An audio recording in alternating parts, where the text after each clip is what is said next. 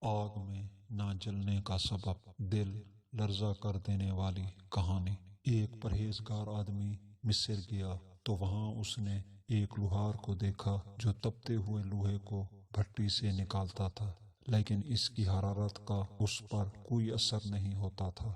اس نے اپنے آپ سے کہا، یہ کوئی ولی ہے۔ وہ شخص آگے بڑھا اور اسے سلام کیا اور کہا، تجھے اس خدا کا واسطہ جس نے تیرے ہاتھ پر یہ کرامت جاری کی ہے، میرے حق میں دعا کر۔ لوہار نے جب یہ بات سنی تو رونے لگا اور کہا، میرے بارے میں جو تم سوچ رہے ہو وہ صحیح نہیں ہے، میں متقین و صالحین میں سے نہیں ہوں۔ اس شخص نے کہا، ایسا کیسے ہو سکتا ہے؟ ایسا کام تو خدا کے نیک بندوں کے سوا کوئی نہیں کر سکتا۔ اس نے جواب دیا، یہ بات صحیح، لیکن اس کا سبب کچھ اور ہے۔ اس شخص نے اس کا سبب جاننے پر اصرار کیا۔ لوہار نے کہا، ایک دن اپنی دکان میں کام میں مشغول تھا کہ ایک انتہائی خوبصورت عورت میرے پاس آئی اور اپنی غربت و لاچاری ظاہر کی۔ میرا اس پر دل آ گیا۔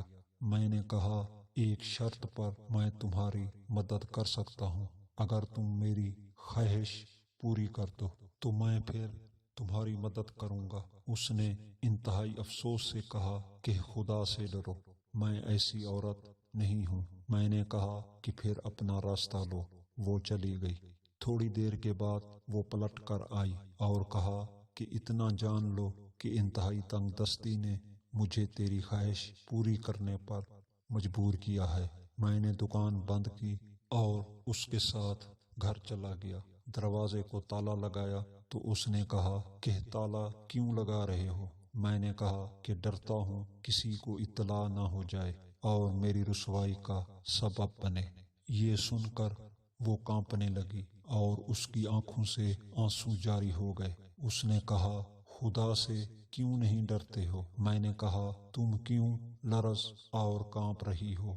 اس نے کہا، تو لوگوں کے خوف کی وجہ سے تالا لگا رہا ہے، لیکن میرا خدا ہمیں دیکھ رہا ہے، میں کیوں نہ ڈروں؟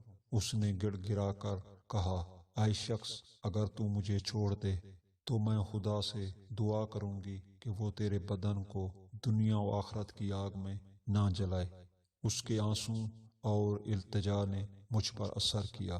میں اپنے ارادے سے رک گیا اور اس کی ضرورت پوری کر دی۔ وہ خوشی خوشی اپنے گھر چلی گئی۔